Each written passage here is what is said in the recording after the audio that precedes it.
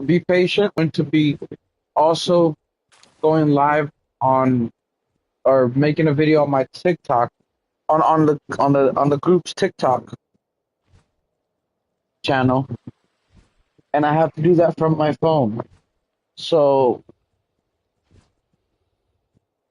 and I only got 10 minutes maximum to do this review so that it also fits on TikTok and so that there's not much editing needed for Twitch or YouTube.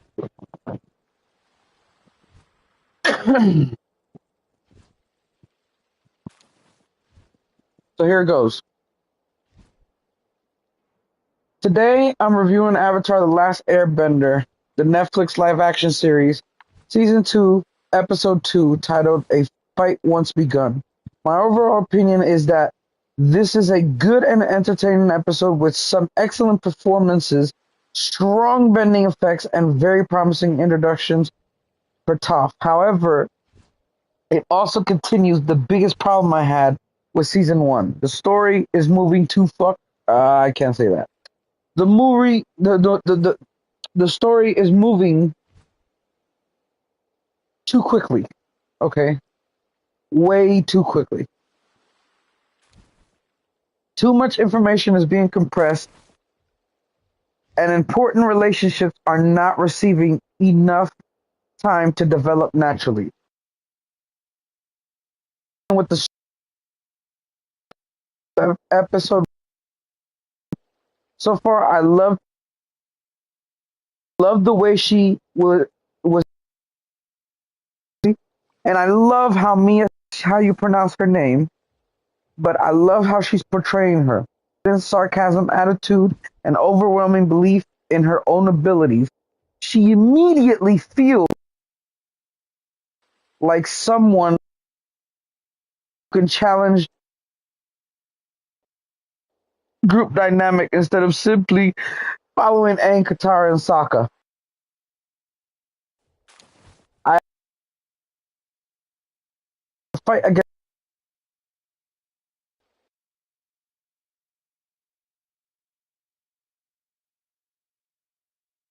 what I want to. The actual fight is brief, but Toph defeating him quickly is no cartoon, so there's not too much to complain on that. It's and the point for her beating the boater that fast is to demonstrate that the boater may be impressive against normal earthbenders, but Toph is on a completely different level. Now, what I believe the episode should have dedicated more time to Toph, I highly believe that. Now, the biggest missing moment in the original fight between Aang and Toph inside the arena, in the cartoon, Aang accidentally defeats her because his airbending allows him to move with, making it difficult for Toph to detect him through. The fight teaches the audience work, gives Toph a personal reason to be irritated with Aang, and begins the relationship in a memorable way. The explains removing the confrontation weakens the beginning of the teacher and student relationship. Toph is the episode could have allowed production to breathe more. I also like the contrast between secret identity,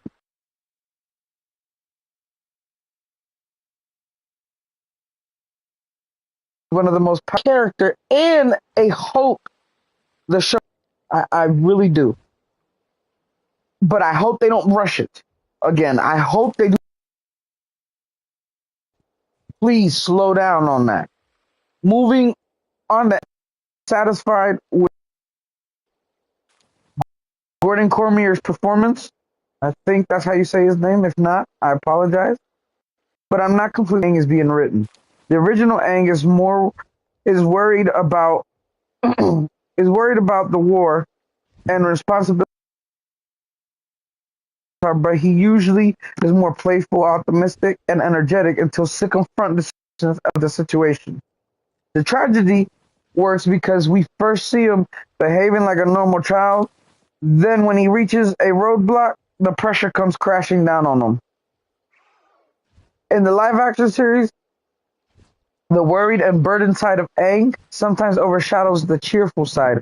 I understand why he is worried, especially after everything that happened at the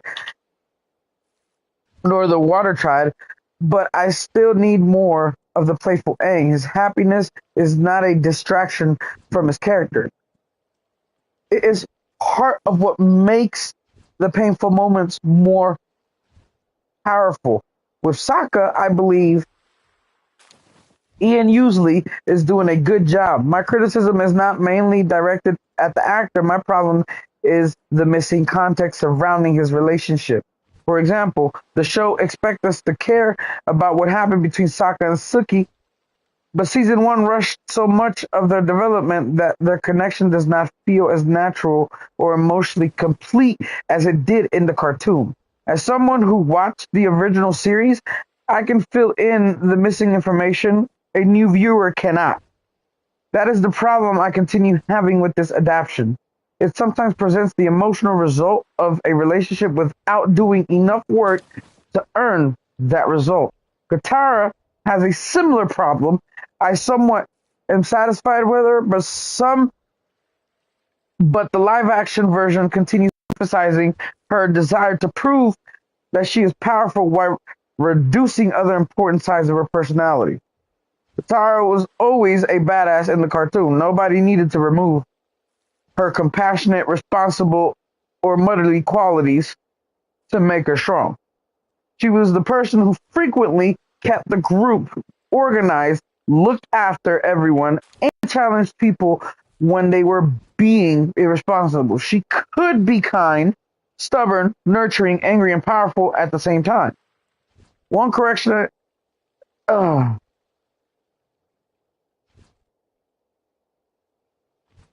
ah, ooh, acid reflux. Ooh. Now, regarding Azula, Mai, and Ty Lee, I think Azula is being portrayed well. Elizabeth's view captures her ambition, cruelty, and need to prove herself. I do not have many complaints about her performance in this episode. Ty Lee also works for me. Her cheerful, energetic personality contrasts with how dangerous she actually is. She can appear harmless or overly friendly while still being capable of disabling someone through chi blocking. May is the character I am less satisfied with. My issue is not simply whether the character looks identical to an animated drawing. My issue is that the full presentation does not yet capture May's distinctive presence. In the original, May has a tall, narrow silhouette, extremely controlled body language, a dry, monotone voice, and an attitude suggesting that almost everything bores her. At the same time, she is extremely dangerous. I can see the live action actor attempting the restrained delivery, but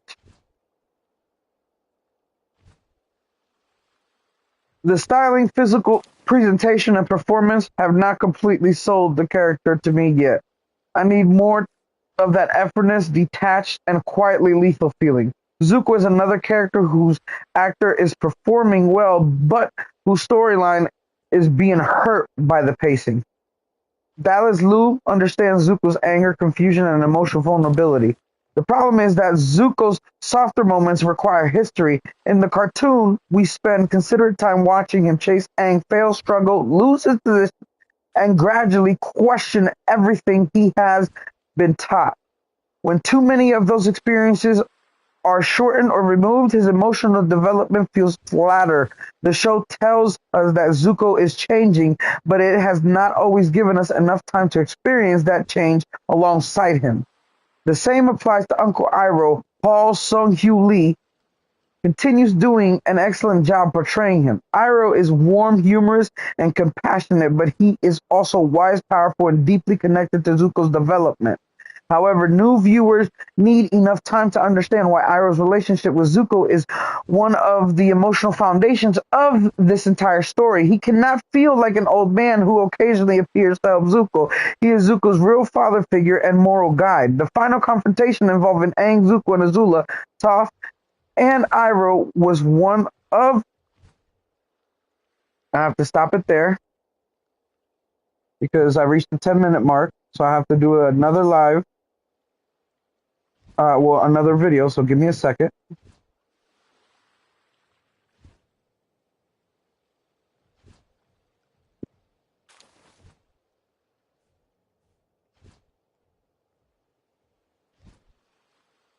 Hey viewer streamboo.com.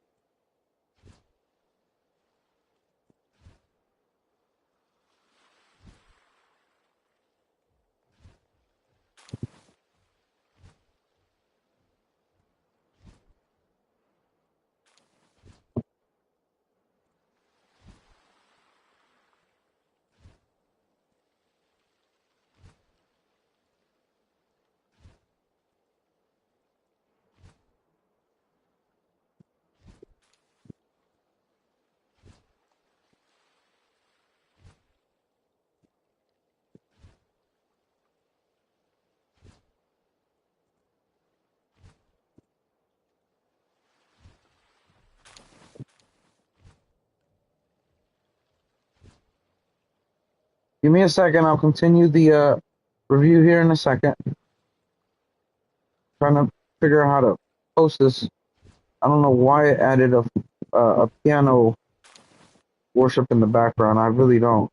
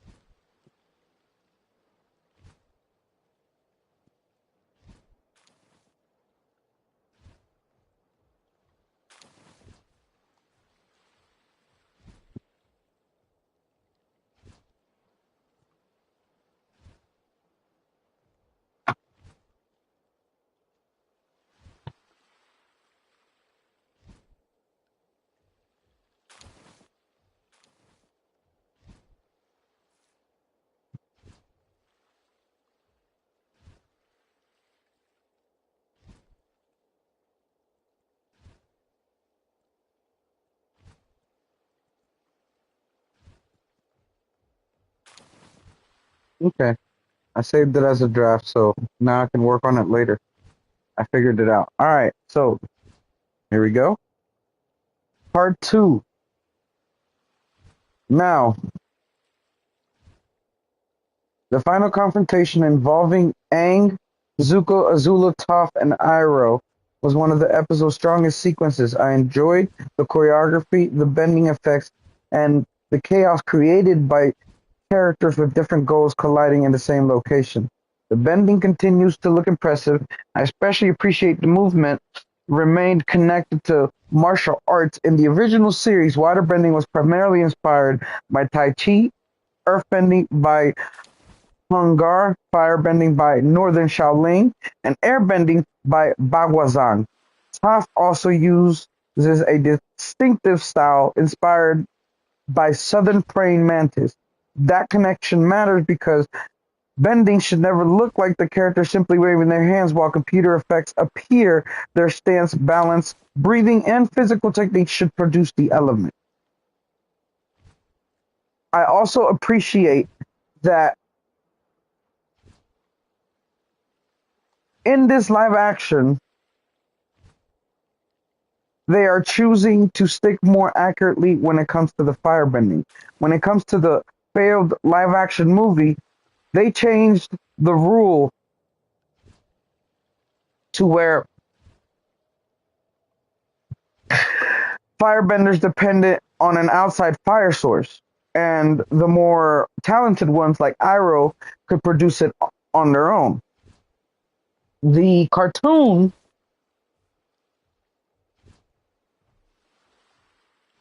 normal firebenders can generate fire through their own energy and breath, and they don't normally require an existing flame. Netflix version is more accurate to this fact than the movie was, which I do appreciate.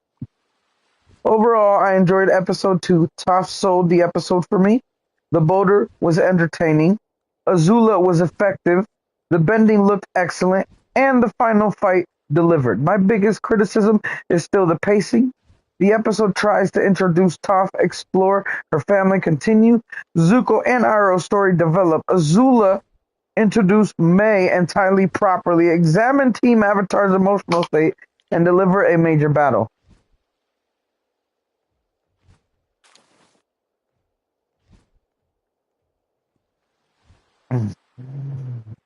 That's too much material fighting for attention in one episode. I'm sorry. My final rating